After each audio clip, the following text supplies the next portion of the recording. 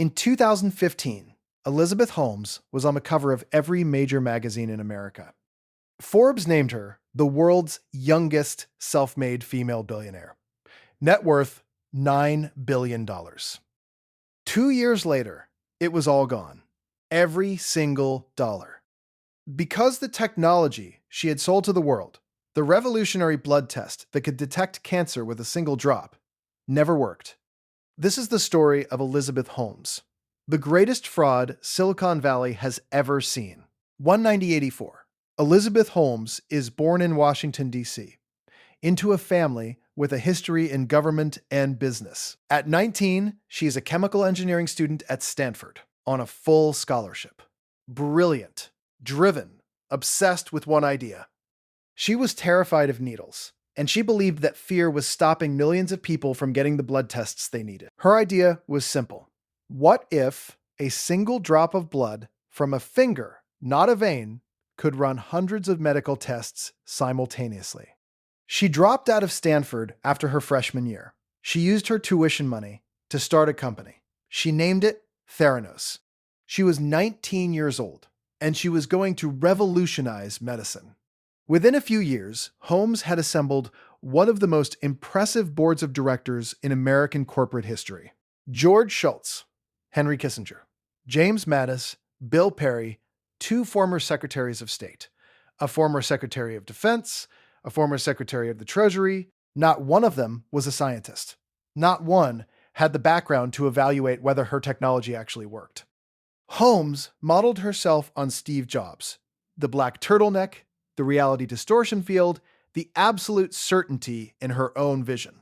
She adopted a deep, deliberate speaking voice. She made intense, unblinking eye contact. She told the story of her deceased uncle, who might have survived if only he had caught his cancer early enough. But inside Theranos, a very different reality was taking shape. The proprietary blood testing device Theranos had promised, called the Edison, could not run most of the tests Holmes claimed it could. When patients submitted blood samples at Theranos wellness centers, technicians would secretly dilute the finger-prick blood and run it through conventional machines from Siemens and Abbott, the same machines used by every other laboratory in the country. And the results were wrong. Not slightly wrong. Patients were told they had cancer. They did not. Patients were told they had HIV. They did not. Patients were told they did not have cancer. They did. Patients made critical medical decisions based on results that were fabricated.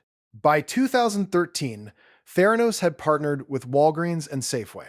Its tests were being offered to the general public. The U.S. military was considering using Theranos on the battlefield. Investors had poured over $700 million into the company. Rupert Murdoch alone invested $125 million.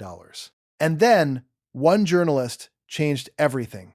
John Carreyrou of the Wall Street Journal had been contacted by a former Theranos employee. Something was wrong inside the company. The technology did not work. Carreyrou spent 2 years investigating. He spoke to former employees who had been threatened with lawsuits.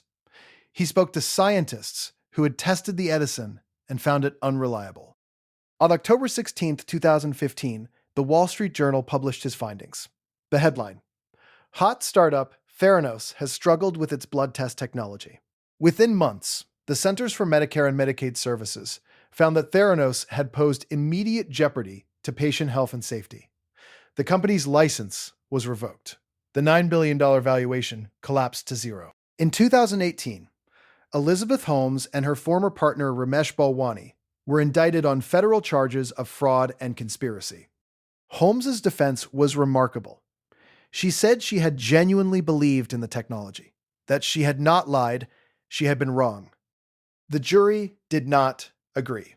On January 3, 2022, Elizabeth Holmes was found guilty on 4 counts of criminal fraud. She was sentenced to 11 years and 3 months in federal prison. She is currently serving her sentence.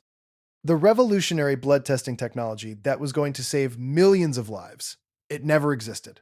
Not even close. Here is the lesson nobody in Silicon Valley wants to say out loud. Silicon Valley celebrates the idea of faking it till you make it. projecting confidence before the product is ready, selling the vision before the technology exists. In software, that might work. In medicine, patients get wrong diagnoses, patients make wrong decisions, patients die. The gap between vision and reality is acceptable until it isn't. Until people are making life or death decisions based on your unfinished product. Elizabeth Holmes had a genuine vision. She genuinely believed she could change medicine. But belief, no matter how powerful, is not a substitute for truth. Before you walk away, ask yourself this: is there something in your work, your business, your life, where you are selling the vision before you have proven the reality? Because the distance between those two things matters more than most people want to admit. Next time on this channel, a man who controlled the entire energy market of California, manipulated power prices, created fake energy shortages, and made billions while ordinary people couldn't afford to turn on their lights. That story is next.